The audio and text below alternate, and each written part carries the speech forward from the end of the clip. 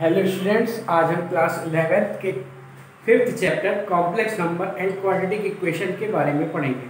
ठीक है, तो इसकी शुरुआत करते हैं। कॉम्प्लेक्स नंबर, जैसे चैप्टर का नाम है सममित संख्याएं। ठीक है, तो हमने 10th में द्विघात समीकरण के बारे में पढ़ा था। द्विघात समीकरण पढ़ा था ax² plus bx plus c equal to 0, इस टाइप की इक्वेशन होती थी।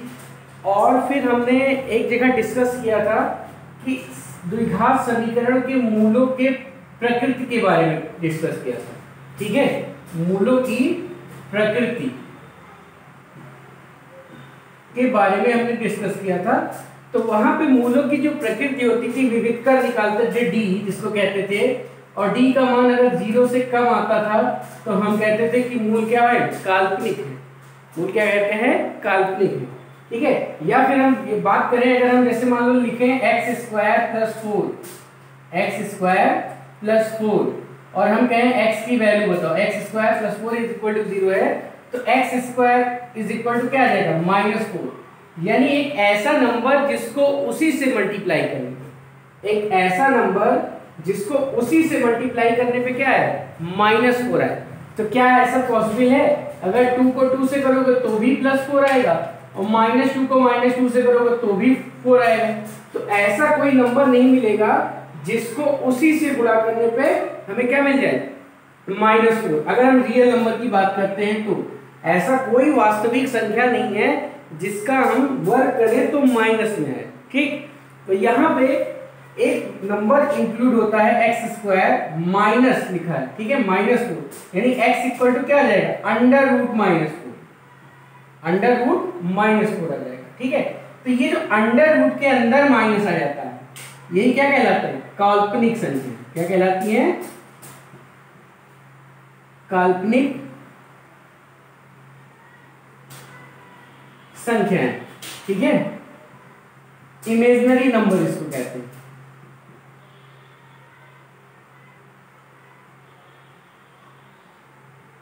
ठीक है, काल्पनिक संख्याएं या इमेजिनरी नंबर, ये जो माइनस आता है।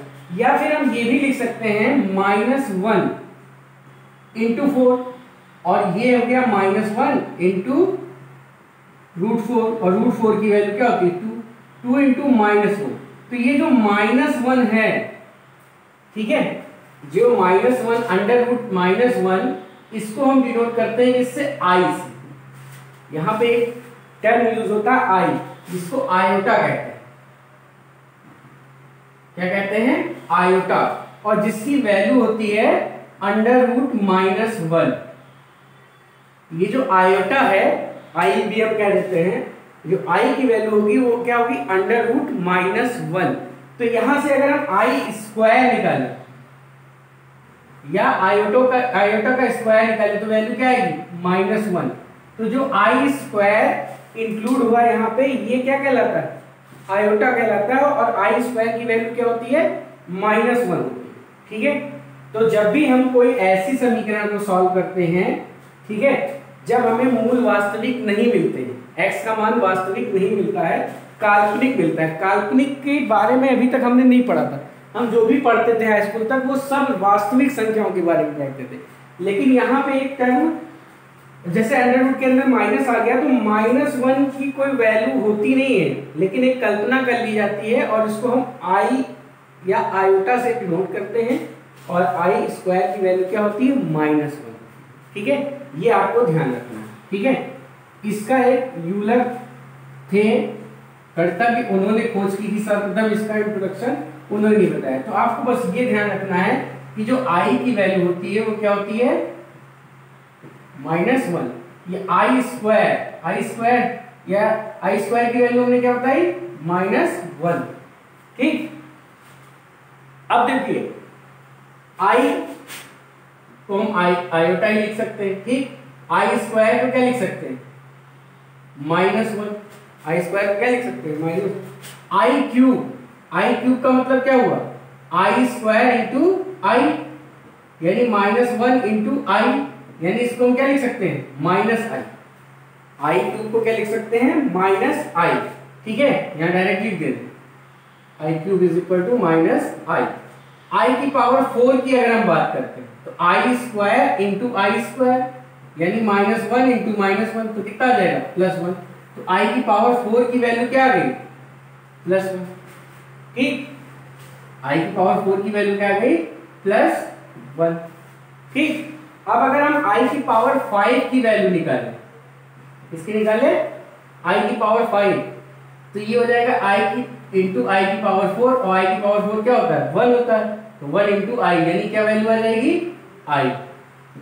आई की पावर 6 निकाले तो इसकी वैल्यू क्या आएगी आई की पावर 4 इंटू आई स्क्वायर, आई की पावर 4 1 होता है, आई स्क्वायर -1 होता है, तो कितना आएगा -1।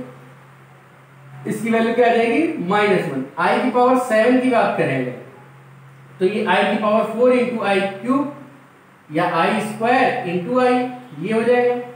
इसकी वैल्यू 1 होती है, इसकी वैल्यू -1 होती है, तो क्या आ गया -i। आई की वैल्यू क्या आ गई -i। ऐसे ही आई की पावर 8 निकाले अगर हम तो आई की पावर 4 इंटू आई की पावर 4 यानी 1 इंटू 1 कितना आ जाएगा 1, तो इसकी वैल्यू क्या आ गई 1। तो यही चार वैल्यू फिर आ गई। ऐसे ही आई की पावर अगर हम 6 निकालें तो फिर आएगी आई की पावर 7 निकालें तो -1, आई की पावर 9 10 11 और ये 12, अगर 12 निकाले तो फिर ये क्या आ जाएगा 1। तो यहां से एक निष्कर्ष निकलता है कि जब भी आई की पावर 4 इंटू समथिंग होगी तो उसकी वैल्यू क्या आएगी 1। आई की पावर 4 इंटू 1 हो यानी आई की पावर 4, आई की पावर 8, आई की पावर 12, आई की पावर 16, सबकी वैल्यू क्या आएगी 1 है। और आई की पावर 4 इंटू n प्लस 1 इस टाइप से 4n प्लस 1 यानी जो पावर है उसको अगर हम 4 से भाग करें तो एक रिमाइंडर बचे, ठीक है, तो उसकी वैल्यू क्या आएगी हमेशा आई। अब n की जगह अगर 1 रखो तो आई की पावर 5 आएगा, आई n की जगह 2 रखो तो आई की पावर 9 आएगा, n की जगह 0 रखो तो आई की पावर 1 आएगा। ठीक, ऐसे ही i की पावर अगर 4n प्लस 2 है तो इसकी वैल्यू क्या आएगी आई स्क्वायर यानी -1 आएगी, क्या आएगी -1। और i की पावर 4n प्लस 3 है तो इसकी वैल्यू क्या आएगी -i आएगी। ठीक, यानी i की पावर कुछ भी दी हो, i की पावर जो भी दी हो उसको हम क्या करेंगे 4 से डिवाइड करेंगे, जो भी पावर होगी उसको हम क्या करेंगे 4 से डिवाइड करेंगे और फिर रिमाइंडर को देखेंगे। इसको देखेंगे रिमाइंडर, अगर रिमाइंडर 0 है या तो 1 होगा या तो 2 होगा या तो 3 होगा। ठीक है, रिमाइंडर जो भी पावर है आई की पावर जो भी जिसकी भी वैल्यू निकालनी है उस पावर को हम 4 से डिवाइड करेंगे। अगर रिमाइंडर 0 आ गया तो वैल्यू क्या होगी 1। अगर रिमाइंडर 1 आ रहा है तो वैल्यू क्या होगी आई। अगर रिमाइंडर -2 आ रहा है तो वैल्यू होगी -1 और रिमाइंडर अगर 3 आ रहा है तो वैल्यू होगी -i। ठीक है, ठीक, जैसे मान लो i की पावर तुम्हें निकालना है n तो हम n को क्या करेंगे 4 से डिवाइड करेंगे और रिमाइंडर देखेंगे। अगर रिमाइंडर 1 आ रहा है, ठीक है, रिमाइंडर 0 आ रहा है तो वैल्यू जो होगी i की power n is equal to 1 होगा। और रिमाइंडर 1 आ रहा है तो 1 होगा, 2 आ रहा है तो -3 आ रहा है तो -है। यानी i की पावर चाहे जितनी बड़ी हो, ठीक है, हम उसको 4 से डिवाइड करके उसकी वैल्यू को निकाल सकते हैं। बात क्लियर है, i की वैल्यू चाहे जितनी भी बड़ी हो, i की पावर जो भी दिया हो उसकी वैल्यू हम आसानी से निकाल सकते हैं। ठीक है, किसकी हेल्प से, इन्हीं यही 4 वैल्यू आएंगी। कौन सी 1 -1 -i और 1, i की पावर चाहे जितनी बड़ी हो, इन्हीं 4 वैल्यू को ही उसको यही 4 वैल्यू उसकी आती है। ठीक है, बात क्लियर है। तो i की पावर चाहे जितनी दी हो हम उसका मान आराम से निकाल सकते हैं। इसको पावर को 4 से डिवाइड करेंगे, अगर रिमाइंडर 0 आ गया, 1 आ गया, 2 आ गया, 3 आ गया तो उस हिसाब से हम वैल्यू बता देते हैं। ठीक है, अब देखते हैं कुछ क्वेश्चनों को जो भी हमने बताया था उसी पे आधारित है। जैसे निम्नलिखित का मान निकालना है। पहले का पहला पार्ट है i की पावर 97 इसकी वैल्यू निकालनी, ठीक है। तो हमने क्या कहा था कि 97 जो पावर होती है उसको किससे डिवाइड करेंगे, 4 से। पावर को किससे डिवाइड करेंगे, 4 से। तो कितना आ जाएगा, रिमाइंडर क्या बचा, 1। रिमाइंडर क्या बचा, 1। तो यही आंसर हो जाएगा, i की पावर 1, यानी आंसर क्या आ जाएगा, i। जो रिमाइंडर है वही लगा दो, i की पावर को क्या करेंगे, रिमाइंडर लगा देंगे, ठीक है, वही हो जाएगा। अब जैसे ये दूसरा पार्ट है, 1/i की पावर 3 दिया है, 1/i की पावर 3। तो i की पावर 3 का मान अभी हमने बताया था क्या होता है, -i। क्या होता है, -i।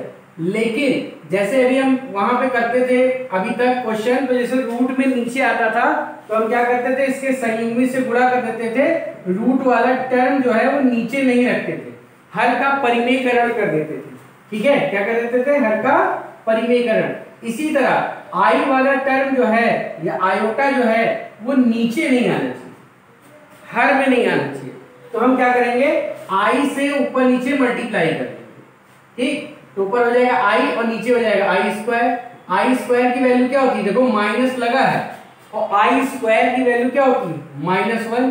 तो ये क्या हो जाएगा, +1। क्या है वैल्यू, i, ठीक। कभी भी नीचे i का टर्म ना है, अगर आ रहा है तो i से मल्टीप्लाई ऊपर नीचे करके उस टर्म को हटा दो, ठीक। तीसरा पार्ट है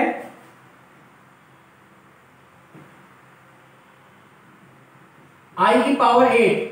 तो जब अगर हम इसको 4 से डिवाइड करेंगे तो रिमाइंडर क्या आएगा, 0। रिमाइंडर क्या आएगा, 0, और इसकी वैल्यू क्या हो जाएगी, 1, ठीक। क्वेश्चन नंबर 4, -i की पावर 14।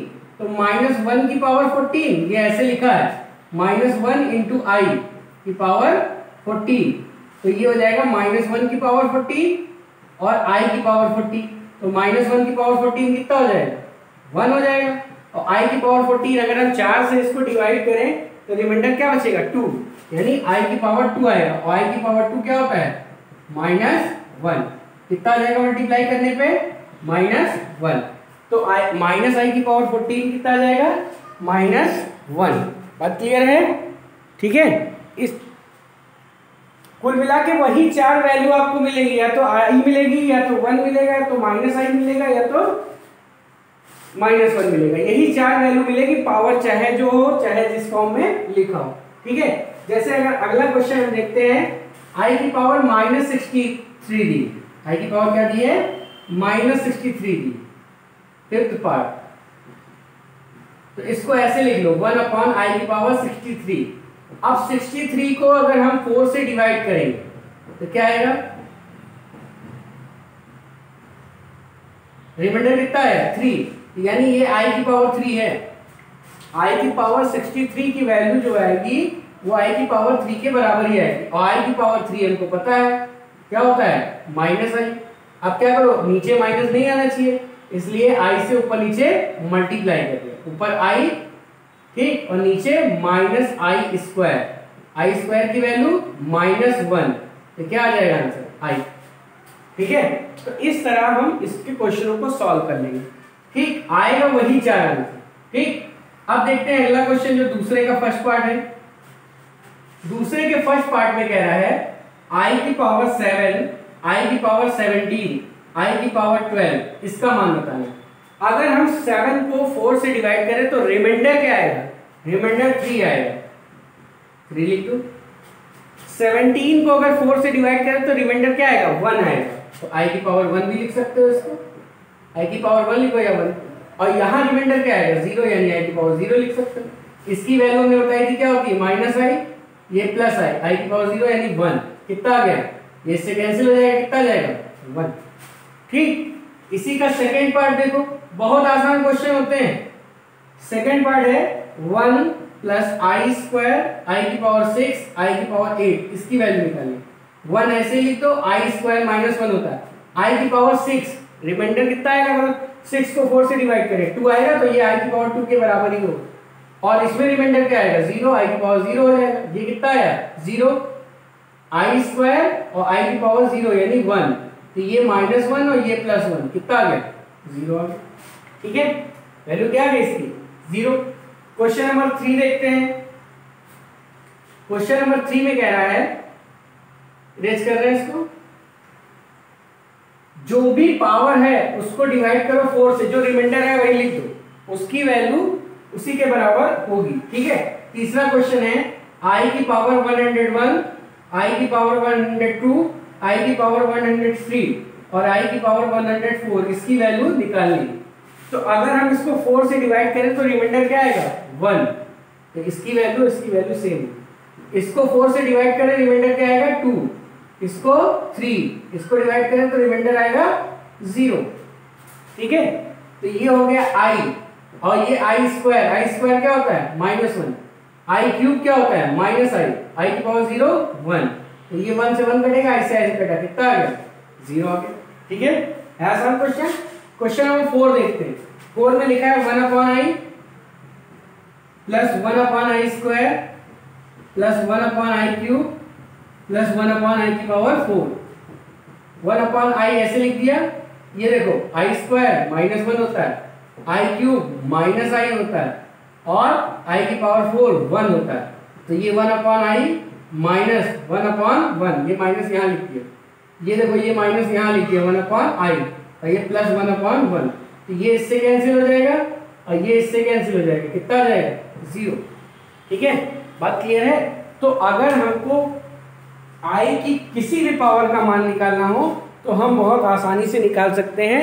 पावर को 4 से डिवाइड करेंगे, जो भी रिमाइंडर आएगा वही i की पावर लिख दो, तो वही उसका मान हो जाती है। ठीक है, उन्हीं के आधार पर ये क्वेश्चन हमने लगाए। अब हम आगे की चीज देखते हैं, काल्पनिक या अधिकल्पित संख्याएं। ठीक है, तो काल्पनिक संख्या भी हमने बताया था कौन सी संख्या होती, कोई भी वास्तविक संख्या ले लो, कोई भी वास्तविक संख्या ले लीजिए, जिससे 2/3 है। ठीक है, और ये क्या है ऋणात्मक वास्तविक संख्या है। ये कौन सी संख्या है ऋणात्मक वास्तविक संख्या। ऋणात्मक वास्तविक संख्या का वर्गमूल निकालो। ये क्या है ऋणात्मक वास्तविक संख्या, इसका वर्गमूल निकालो। ये क्या है ऋणात्मक वास्तविक संख्या, इसका वर्गमूल निकालो। ये क्या है ऋणात्मक वास्तविक संख्या, इसका वर्गमूल। तो ये जो होगा ऋणात्मक वास्तविक संख्या का वर्गमूल, वही क्या कहलाता है काल्पनिक संख्या। क्या कहलाता है काल्पनिक संख्या। किसी ऋण वास्तविक संख्या का वर्गमूल काल्पनिक संख्या या अधिकल्पित संख्या कहलाता है। तो कोई वास्तविक संख्या जानते ही हो, उसके आगे माइनस लगा दो तो क्या हो जाएगी ऋण वास्तविक संख्या। ऋण वास्तविक संख्याएं का अगर हम वर्गमूल लें तो कभी आपने वर्गमूल के अंदर माइनस नहीं देखा होगा, तो अगर अंदर माइनस आ रहा है तो वो क्या हो जाएगा काल्पनिक संख्या हो जाएगा। क्या हो जाएगा काल्पनिक संख्या। तो काल्पनिक संख्याएं क्या होती है ऋण वास्तविक संख्या के वर्गमूल को ही हम क्या कहते हैं काल्पनिक संख्या कहते हैं। ठीक है, अब जैसे मान लो ये क्या है, ये a क्या है वास्तविक संख्या, ये ऋण वास्तविक संख्या हो गई और ये हो गया काल्पनिक संख्या। ये क्या हो गई काल्पनिक संख्या। तो इसको ऐसे भी लिख सकते हो -1 इंटू a, अलग अलग लिख लो -1 इंटू √a माइनस √-1 की वैल्यू अभी हमने बताई थी i√a। तो ये देखो ये क्या थी एक काल्पनिक संख्या थी। ये क्या थी काल्पनिक संख्या, यानी प्रत्येक काल्पनिक संख्या को काल्पनिक इकाई आयोटा और एक वास्तविक संख्या के गुणनफल के रूप में लिख सकते हैं। ये क्या है काल्पनिक संख्या इमेजिनरी नंबर। ये क्या है इमेजिनरी नंबर। इस इमेजिनरी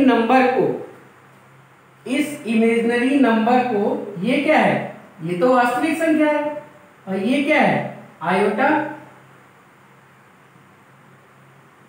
ठीक, तो कोई भी काल्पनिक संख्या को हम काल्पनिक इकाई आयोटा और एक वास्तविक संख्या के गुणनफल के रूप में लिख सकते हैं।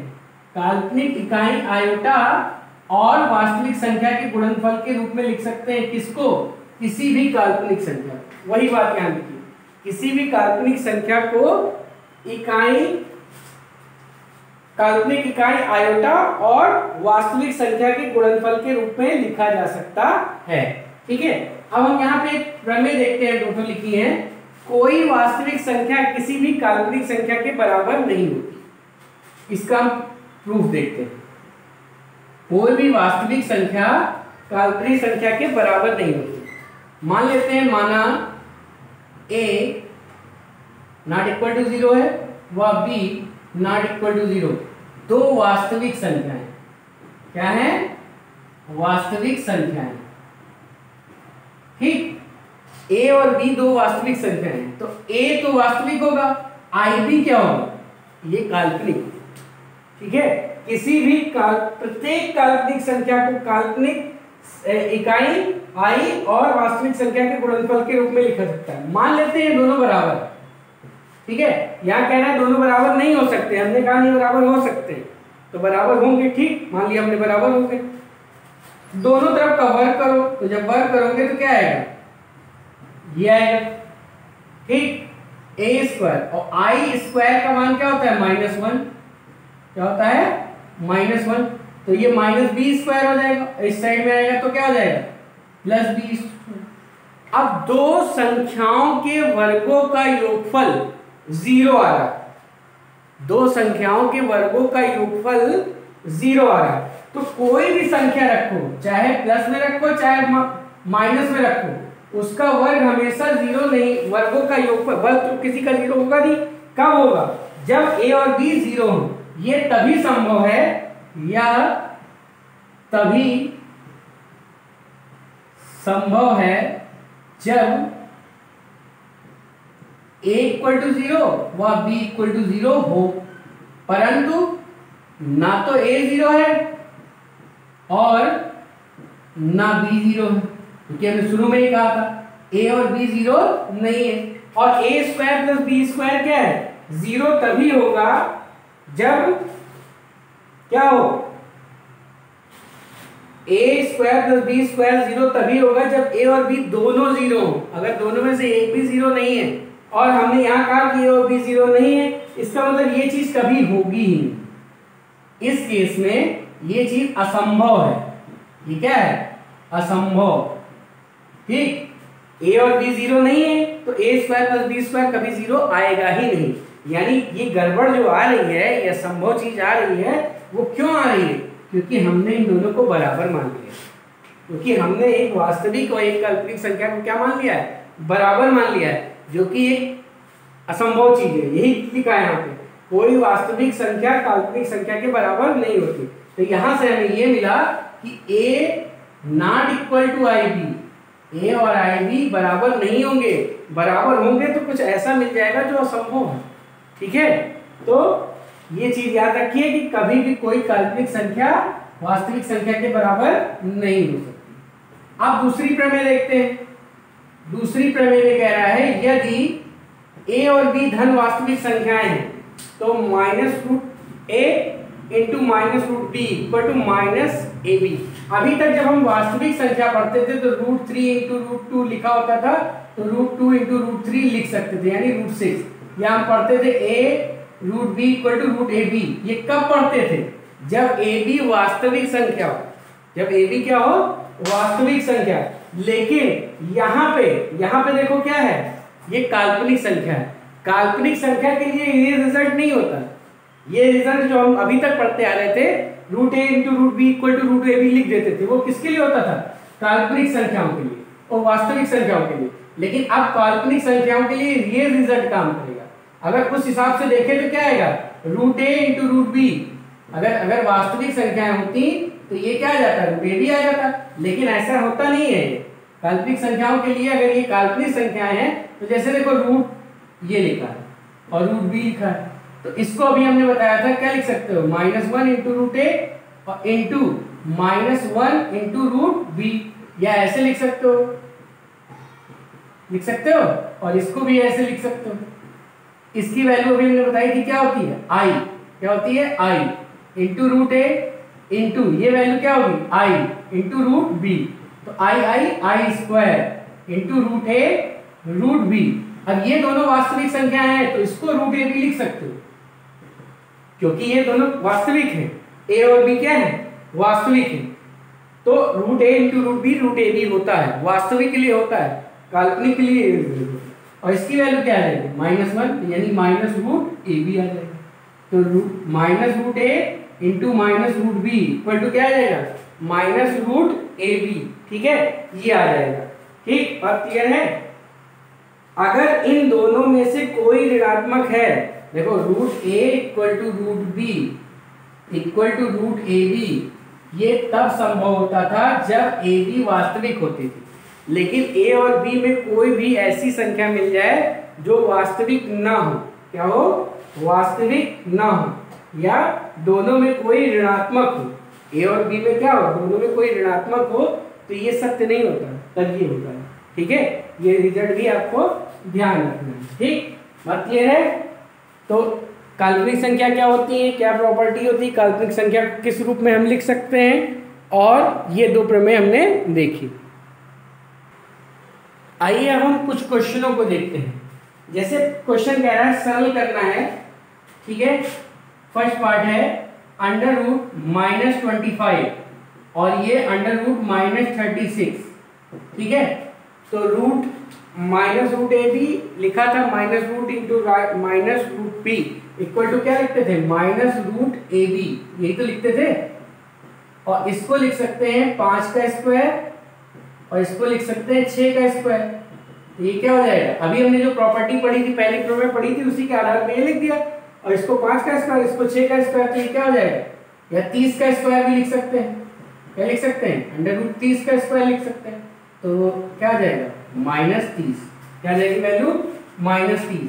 ऐसे दूसरा है अंडर रूट -25 इंटू -49, ये लिखा है, इसको क्या लिख सकते हैं, अंडर रूट -1 इंटू 25, और ये तो 7 का स्क्वायर है ही, अंडर 49 क्या हो जाएगा, 7 हो जाएगा।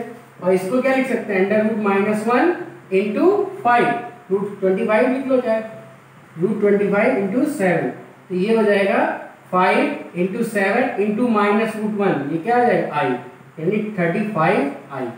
कितना जाएगा, 35i। ठीक, बात क्लियर है।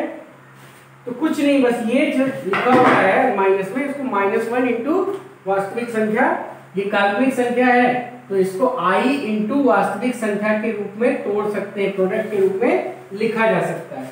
जैसे क्वेश्चन नंबर 8 है 3 under root 16 2 under root -9 plus 4 under root -36, तो इसको क्या लिख सकते हैं, i इंटू रूट 16 लिख सकते हैं। ठीक है, इसको क्या लिख सकते हैं, i इंटू रूट 9 लिख सकते हैं, और इसको लिख सकते हैं i इंटू रूट 36 लिख सकते हैं। तो ये देखो 3i और ये इंटू 4, और ये 2i इंटू 3 रूट, और ये 4i इंटू 6, कितना आ जाएगा, 12i, और ये जाएगा -6i, और ये 24i, कितना आ जाएगा, 12 में से 6 का 6 और 24 से 6 30i, वैल्यू क्या आ जाएगी, 30i। ठीक है, तो जो वही प्रमेय हमने बताई उसी के आधार पर ये क्वेश्चन लग रहा है। 9 का फर्स्ट पार्ट देखते हैं। जैसे लिखा i की पावर 19 प्लस i की पावर 25 की पावर का होल स्क्वायर लिखा है। तो i की पावर 19 अगर हम 4 से डिवाइड करें इसको, तो रिमाइंडर क्या आएगा, 3, यानी ये i की पावर 3 है। और 25 को अगर हम 4 से डिवाइड करें तो रिमाइंडर आएगा 1, यानी ये i की पावर 1 है। और इसको हम लिख सकते हैं -i, क्या लिख सकते हैं, -i। और देखो इसको हमने कहा था कि नीचे i नहीं आता, तो i से ऊपर नीचे हम मल्टीप्लाई कर देंगे तो ये बन जाएगा। ठीक है, अंदर वाली चीजें सॉल्व कर रहे हैं। ये हो गया आपका -i, और ये भी देखो -i आ जाएगा, क्या आ जाएगा, -i। तो ये हो जाएगा -2i का होल स्क्वायर, यानी 4i स्क्वायर, यानी वैल्यू क्या आ जाएगी, -4, क्या आ जाएगी वैल्यू, -4। तो इसको i की पावर 19 की वैल्यू निकाल ली, i की पावर 25 की वैल्यू निकाल ली। अब नीचे i था तो हमने क्या किया, i से ऊपर नीचे मल्टीप्लाई कर दिया, ये -i और ये भी -i हो जाएगा, -2i का होल स्क्वायर, यानी माइनस का स्क्वायर प्लस हो जाएगा, 2 का स्क्वायर 4 और i का स्क्वायर i स्क्वायर की वैल्यू -1 होती, सॉल्व हो जाए। ठीक है, अब सेकेंड पार्ट देखते हैं इसका, 9 का सेकेंड पार्ट। 9 के सेकेंड पार्ट में कह रहा है आई की पावर 5 माइनस आई की पावर 3 की वैल्यू की पावर होल पावर 4 लिखा है। आई की पावर 5, रिमाइंडर कितना बचेगा अगर 4 से डिवाइड करेंगे तो 1, यानी ये आई लिखा है। और ये क्या लिखा है माइनस आई, आई की पावर 3 क्या होगी माइनस है, तो ये हो गया आई और प्लस 1 अपॉन आई। अब 1 अपॉन आई लिखा है, क्या लिखा है 1 अपॉन आई, तो हमने क्या कहा था आई से ऊपर नीचे मल्टीप्लाई कर दो तो ये आई हो जाएगा, ये आई स्क्वायर हो जाएगा, ये -1 होता है तो ये हो गया आई और ये माइनस आई की पावर 4, यानी 0 की पावर 4 कितनी आ गई वैल्यू 0। ठीक है, तो आज हमने देखा कि क्या कॉम्प्लेक्स नंबर यानी इमेजिनरी नंबर के बारे में आज हमने पढ़ा, आयोटा क्या होता है, उससे रिलेटेड प्रॉपर्टी और क्वेश्चनों के बारे में पढ़ा। जैसे कि चैप्टर कॉम्प्लेक्स नंबर है, क्या है कॉम्प्लेक्स नंबर, तो ये कॉम्प्लेक्स नंबर या सम्मिश्र संख्याएं क्या होती हैं, उनको कैसे जोड़ा जाता है, दो कॉम्प्लेक्स नंबर की समानता के बारे में, उनके अंतर कैसे किया जाता है, गुणा कैसे किया जाता है, इन सब की बारे में हम अगले लेक्चर में पढ़ेंगे। तब तक इस एक्सरसाइज के क्वेश्चन आप सॉल्व कीजिएगा। आज के लिए इतना ही, धन्यवाद।